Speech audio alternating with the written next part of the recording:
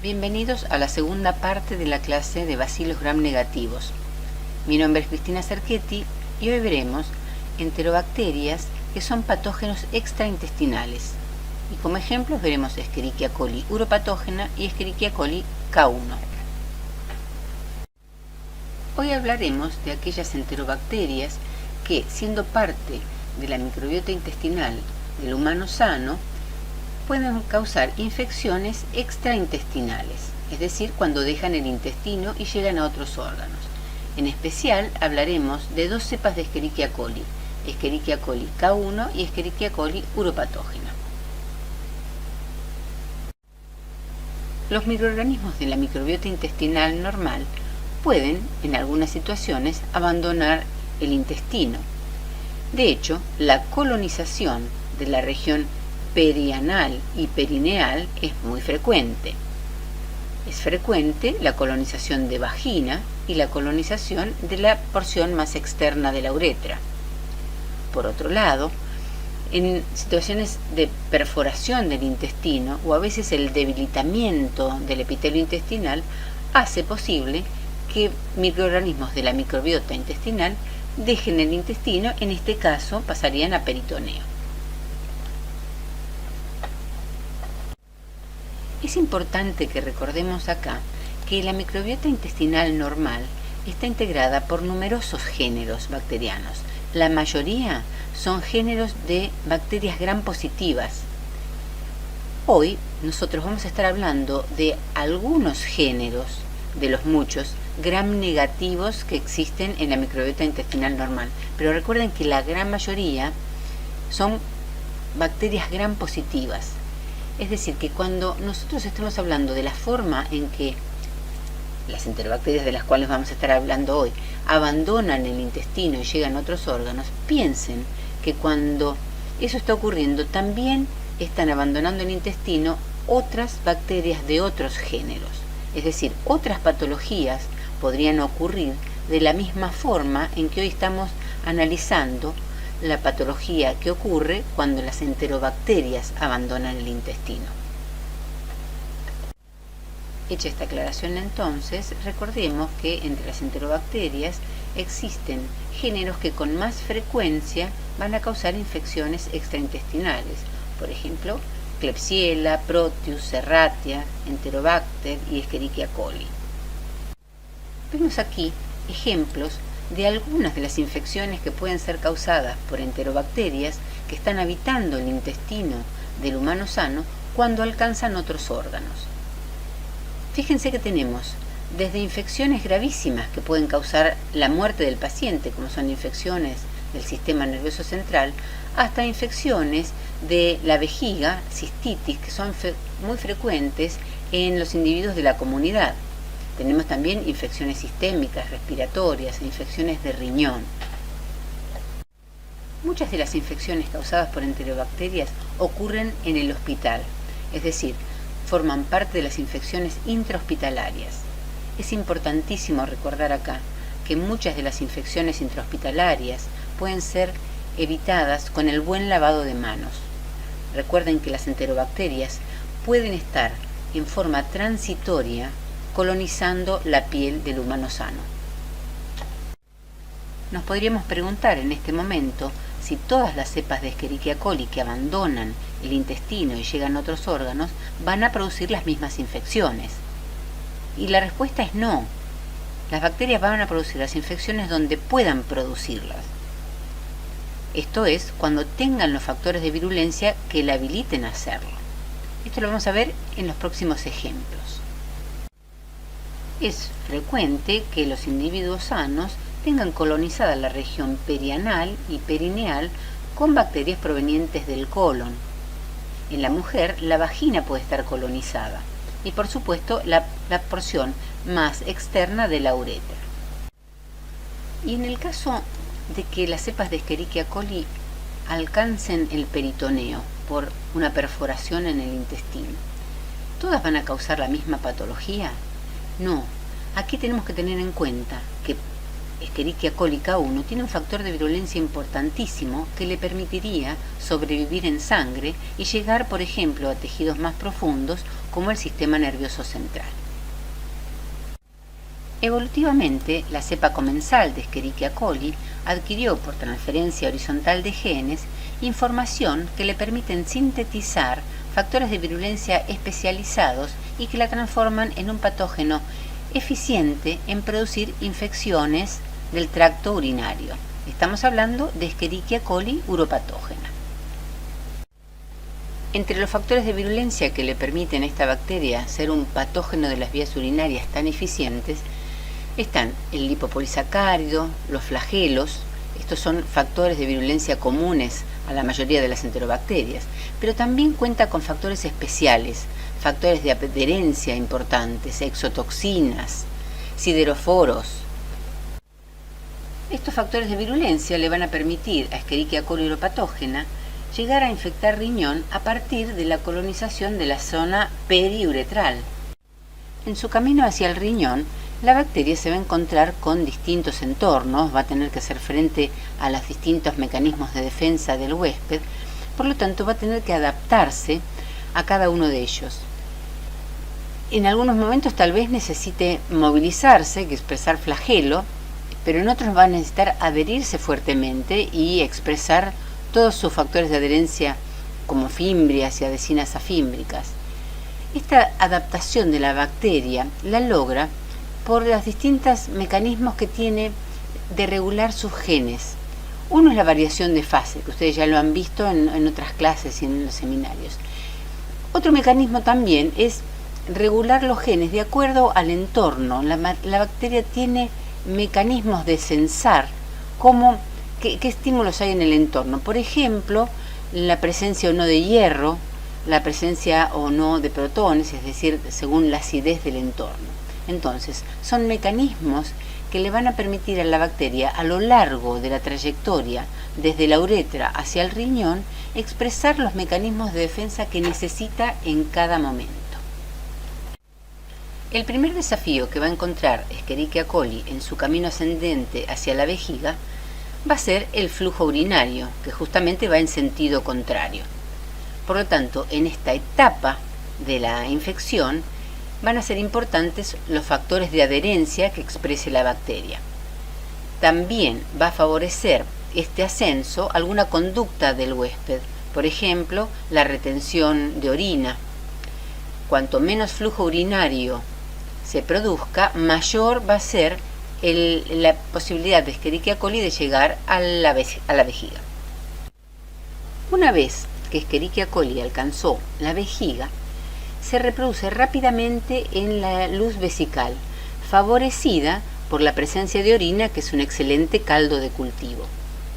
Por otro lado, el epitelio superficial de la vejiga está protegido por el uromucoide, que está sintetizado y secretado por las células superficiales y que está compuesto principalmente por la proteína de Tamm-Horsfall. Esta es una glicoproteína rica en manosa. Recuerdan que la manosa es reconocida por la fimbria tipo 1. Por lo tanto, en esta primera etapa de la infección, la mayor parte de Escherichia coli va a estar unida a la manosa de la proteína de Tamm-Horsfall. Esto hace que la mayor parte de las bacterias van a ser eliminadas porque la proteína de Tamm-Horsfall se despega de la capa de uromucoides, se despega de la superficie y va a ser eliminada por la orina. Sin embargo, en algún momento la capa de uromucoide puede dañarse. Esto puede darse, por ejemplo, por la gran acidificación de la orina que produce Escherichia coli al multiplicarse. Por lo tanto, cuando la capa de uromucoide se daña, se exponen las uroplaquinas. Las uroplaquinas son proteínas de superficie que son ricas también en manosa. Y ahí es cuando comienza entonces la adherencia de Escherichia coli, que reconoce la manosa de la uroplaquina. Y acá comienza la interacción directamente entre el epitelio superficial de la vejiga y la bacteria. Y esto va a desencadenar una serie de eventos que lo vamos a ver en más detalle en las próximas diapositivas. A partir de la adherencia a través de la fimbria tipo 1 y su interacción con uroplaquina, Escherichia coli uropatógena invade a la célula del epitelio superficial. Esto ocurre porque se reordenan los microfilamentos de actina de la célula eucariota y engolfa literalmente la bacteria. Una vez dentro de la célula del epitelio superficial, Escherichia coli se reproduce muy rápidamente, formando lo que se conoce como comunidad de bacterias intracelulares, que es una suerte de biofilm, pero dentro de la célula eucariota. La bacteria se reproduce tan rápidamente que en algunos casos tiene aspecto de filamento. Esto ocurre porque a la velocidad que se reproduce la bacteria no le da tiempo a formar el septum y separarse una célula hija de la otra. Por mecanismos que todavía se desconocen, por señales que se desconocen, la bacteria en forma filamentosa en algún momento decide abandonar la célula del epitelio y de esa forma infectar células adyacentes. Alternativamente, una célula infectada puede desencadenar mecanismos que llevan a la apoptosis y muerte celular. De esta forma, algunas células infectadas mueren, se exfolia el epitelio y quedan ahora en la luz vesical las bacterias que forman el biofilm. La exfoliación del epitelio superficial también se produce como consecuencia de la gran respuesta inflamatoria que genera la bacteria. Recuerden que posee lípido A, flagelina, pero también factores de virulencia específicos de Escherichia coli uropatógena. Por ejemplo, la alfa-hemolicina y la exotoxina SAT. La alfa-hemolicina es una toxina que produce poros en la superficie celular, pero además a bajas concentraciones es capaz de producir apoptosis de la célula y también exfoliación. La proteína SAT, por su parte, favorece la exfoliación ya que debilita las uniones fuertes entre las células del epitelio. A medida que transcurre la infección, entonces, y fruto de la exfoliación de las células superficiales, se exponen las células más profundas, las del epitelio de transición. Estas células también pueden ser infectadas e invadidas por Escherichia coli, pero a diferencia de lo que ocurre en las células del epitelio superficial, en las células del epitelio transicional, Escherichia coli no se multiplica rápidamente. Al contrario, forma lo que se llaman células inactivas y pueden permanecer en este epitelio por largos periodos, constituyéndose así como un reservorio intracelular. Esto explica por qué en algunos pacientes se producen infecciones recurrentes. Si la infección no es tratada, la bacteria puede ascender y producir pielonefritis, es decir, la infección del riñón.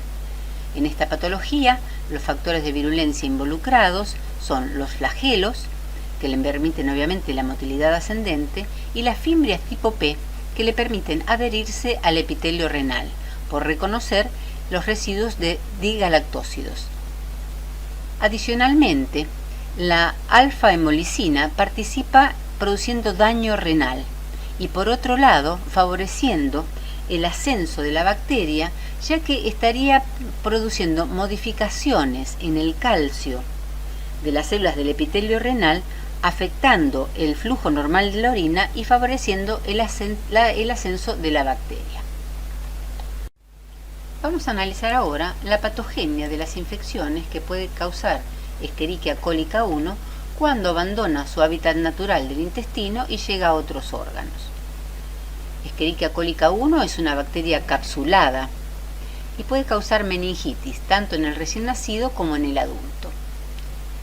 Que la bacteria cause meningitis indica que en algún momento de su patogenia tiene que pasar a torrente sanguíneo, atravesar la barrera hematoencefálica, llegar a las meninges y causar inflamación y reproducirse en el líquido cefalorraquídeo.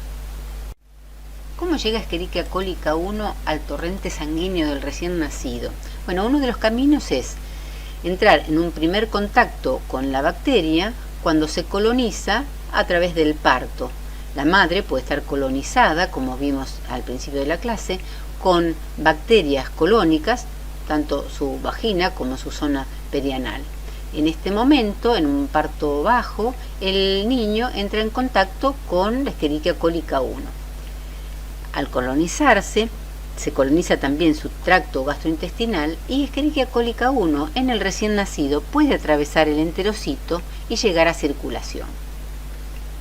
En el caso de meningitis del adulto, Escherichia coli K1 puede llegar a circulación porque a través de alguna perforación en el intestino pasa a peritoneo y de peritoneo a circulación. Muy bien, ya hemos visto cómo Escherichia coli K1 puede alcanzar el torrente sanguíneo. Ahora bien, la presencia de Escherichia coli K1 en sangre no es sinónimo de la producción de meningitis. Para que se produzca meningitis, la bacteremia tiene que ser alta, esto es, más de 1000 bacterias por mililitro de sangre. Por lo tanto, es crucial para la bacteria sobrevivir en el torrente sanguíneo y alcanzar ese alto número en circulación. Escherichia coli K1 va a poder permanecer en el torrente sanguíneo gracias a su cápsula de ácido policiálico.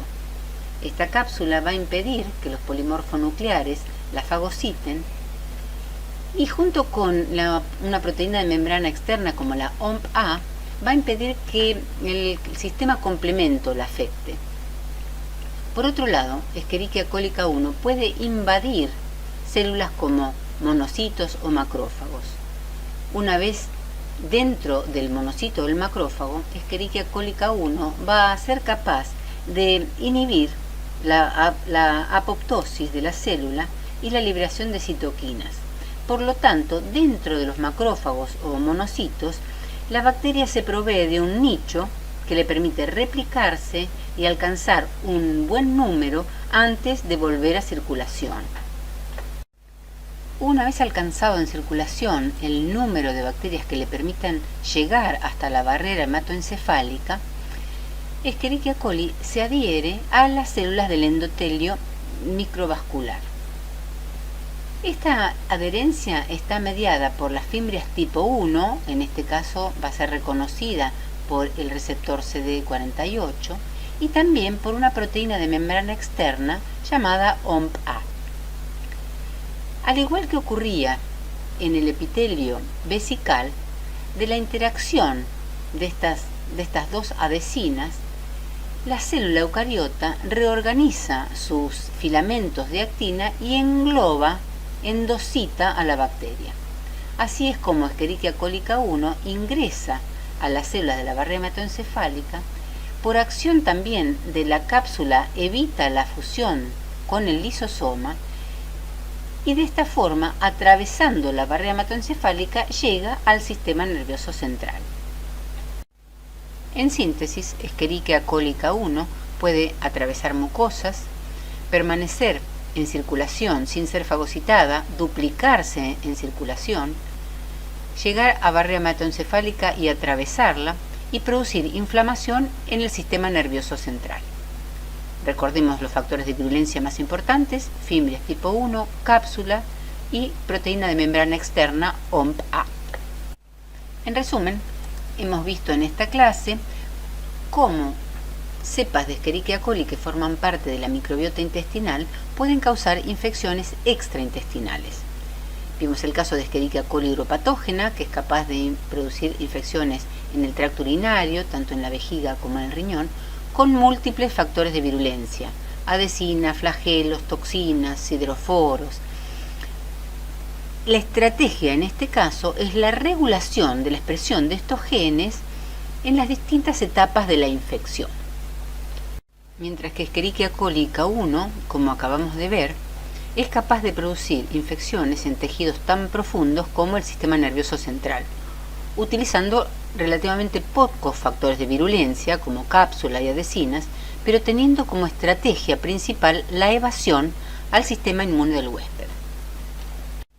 Termina aquí la segunda parte de la clase de bacilos gram negativos. Les agradezco su atención y los espero en la tercera parte, donde hablaremos de cepas de Escherichia coli que son capaces de producir infecciones en el intestino.